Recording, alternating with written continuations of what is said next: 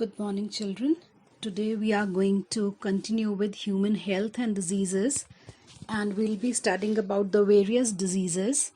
Like you can see the first slide, we'll be discussing about various bacterial, viral, fungal diseases. In the first slide, you can see the disease which is known as typhoid caused by bacteria Salmonella typhi, and it is caused by contaminated food and water, and generally it enters the small intestine and feeds on the cells there. The major symptoms of typhoid include high fever, weakness, stomach pain, constipation, headache, and many more.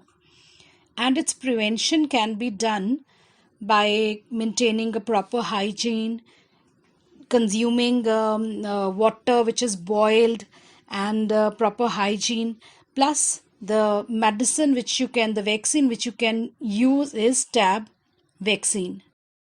So this is how the mode of transmission is shown for typhoid. There is loss of appetite, there is fever, so therefore you need to have proper prevention like maintaining the proper hygiene and taking boiled water and food.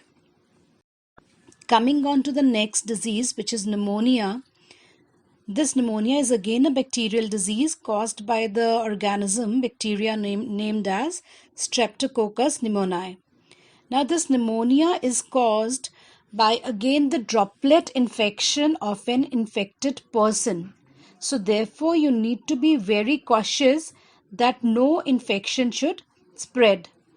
The symptoms basically include the infection in the respiratory tract, wherein you have the alveoli swelled up, you have problem in respiration, you have fevers, chills, headache, and many other symptoms.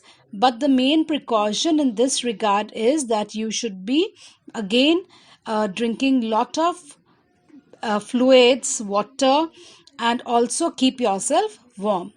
Then we come on to the viral disease, which is common cold, which is called by a rhinovirus, and we normally experience this kind of an infection often from day to day. And the symptoms include normally coughing, sneezing, the droplets are there, and the symptoms basically include the running nose, the respiration problem, breathing problem sometimes is there is congestion, there is hoarseness in the voice, headache, and sometimes also accompanied by fever. So next we come on to the malaria, which is basically a protozoan, and the causative organism includes Plasmodium vivax, and there are a number of other normally protozoans causing malaria. The most important one is a bite of an Anopheles mosquito, which normally targets RBCs and the liver cells, including the symptoms like high fever, chills, which occur on the alternative day, including vomiting. And for this, there is a medicine which is known as quinine, which can be taken. Then we come on to another protozoan disease, that is amoebiasis, or commonly known as amoebic dysentery. In amoebic dysentery, normally there is transmission basically from the contaminated food and water, and this normally occurs in small children also who do not wash their hands properly and take the food. Here the target is basically the large intestine, and the symptoms include abdominal cramps, blood stained stools, and then severe pain in the stomach, loss of appetite, and for this again you need to maintain a proper hygiene. Then finally, and also here I must add that you should also be avoiding taking raw vegetables and maintain the proper hygiene. Next, we have ascariasis, which is also known commonly as filariasis, and the causative organism is basically a roundworm which is known as Ascariasis lambricoides, and basically it is because of the contaminated food and water, vegetables, fruits which are contaminated by the fecal matter.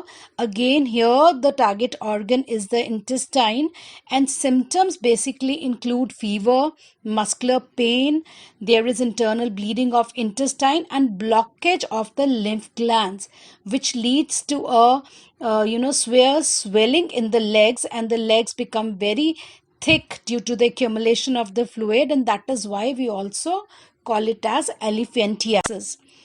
Next, we have the ringworm.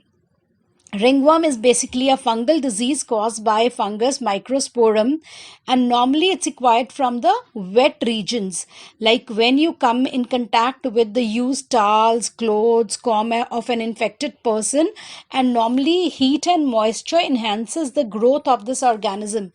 Like suppose if you are walking barefooted on a swimming on the shore or maybe near the swimming pool, then you may get this infection, and the symptoms of this would include ring, that is why the name ring like ringworm. You will have ring like area developed under your feet, you must have experienced it many a times, which leads to very painful itching, and there's a redness in that particular spot, and the basic prevention is that you should be keeping yourself dry and avoid using the towels and clothes of infected person.